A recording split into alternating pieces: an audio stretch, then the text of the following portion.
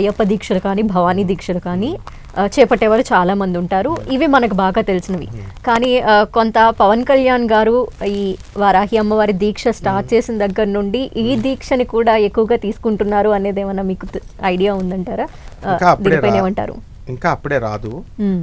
అయ్యప్ప దీక్ష వచ్చినప్పుడు ముమ్మరంగా మన వాళ్ళంతా కూడా ఆంధ్ర తెలంగాణ నుంచి కంప్లీట్గా అయ్యప్ప స్వామికి వెళ్తుంటే దానికి చెక్ పెట్టడానికి రాచకొండ కామేశ్వర శర్మ గారని నేను స్టూడెంట్ ఏజ్లో ఉన్నప్పుడు మా బెజవాడ కనకదుర్గమ్మ దేవస్థానంలోనే స్టార్ట్ చేశారు.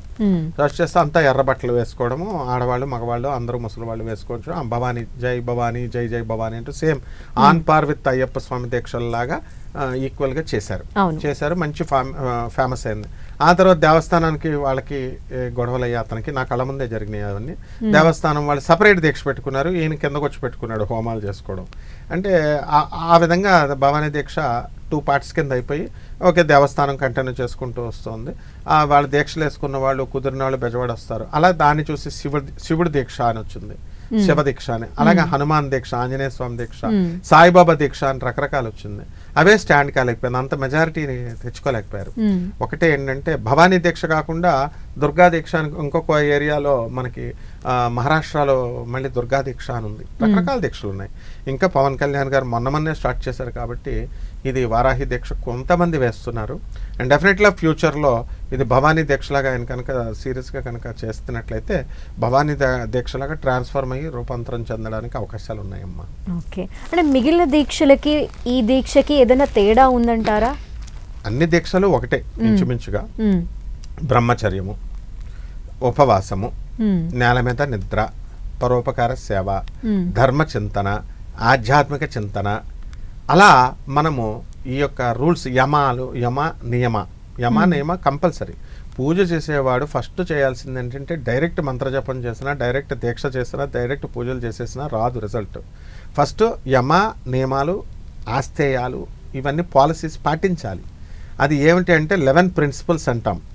నీట్నెస్, ఆ తర్వాత టాకింగ్ లెస్, మెయింటైనింగ్ సైలెన్స్గా ఉండడం, నిశ్శబ్దము, ఇవన్నీ కూడా రూల్స్లో భాగం. వెజిటేరియన్ ఫుడ్ తీసుకోవడము, ఉపవాసము, జాగరణ, ఇలా ఏవైతే నియమాలు ఉన్నాయో అవన్నీ ఆనంద్ మార్గ్ ఆశ్రమం క్లియర్గా, ప్రతి ఆశ్రమం కూడా క్లియర్గా కాండక్ట్ ఆఫ్ రూల్స్ అంటారు వాటిని. అంటే మంచినీళ్లు తాగేటప్పుడు కూడా నుంచొని తాగకూడదు. దీక్షలో ఒక నియమం, కూర్చొని తాగాల. ఎందుకనంటే సైంటిఫిక్గా నుంచొని తాగితే హైడ్రోసిల్స్ రావడానికి అవకాశాలు ఉంటాయి, మన యొక్క వరి బీజాలు పాడవడానికి అవకాశాలు ఉంటాయి. సైంటిఫిక్ రీజన్స్ ఉన్నాయి. అలాగే ఈ దీక్షలో ఒక రోజున ఏకాదశి కనుక వచ్చినట్లయితే అందులో నిర్జల ఉపవాసం చేయాల్సినటువంటి అవసరం ఉంది. వితౌట్ వాటర్ ఉండాల్సినటువంటి రోజు ఉంటుంది ఆ రోజు. అలాగే స్నానం చేసేటప్పుడు కూడా ఈ దీక్షలో ఒక నియమం ఉంది, ఎవరికి తెలియదండి, అది సైంటిఫిక్గా తెలుసుకోవాలి. ఇప్పుడు ఒక చిమ్నీ ఉంది, ఆ చిమ్నీ మీద బాగా మండుతుంది, నీళ్లు పడింది అనుకోండి, ఎక్కడ పడితే అక్కడ క్రాక్ వచ్చేస్తుంది అది. ఎందుకంటే temperature of this chimney high, బాగా వేడయి ఉంది, వాటర్ టెంపరేచర్ తక్కువ ఉంది. ఇది 2 వెళ్ళినప్పుడు ఈక్వల్ అవ్వలేదు ఇంకాను.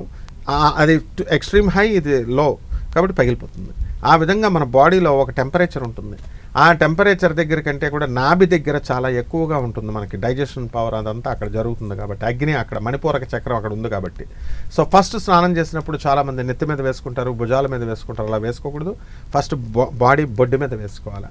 వేసుకున్నప్పుడు ఆ టెంపరేచర్ని డౌన్ చేస్తుంది. మొత్తం టోటల్ బాడీ అంతా కూడా సేమ్ టెంపరేచర్ యూనిఫామ్ అయ్యేలాగా చేస్తుంది. సో అప్పుడు మిగతా స్నానం పూర్తి చేస్తాం. ఇది నియమాల్లో ఒక భాగం కూడా.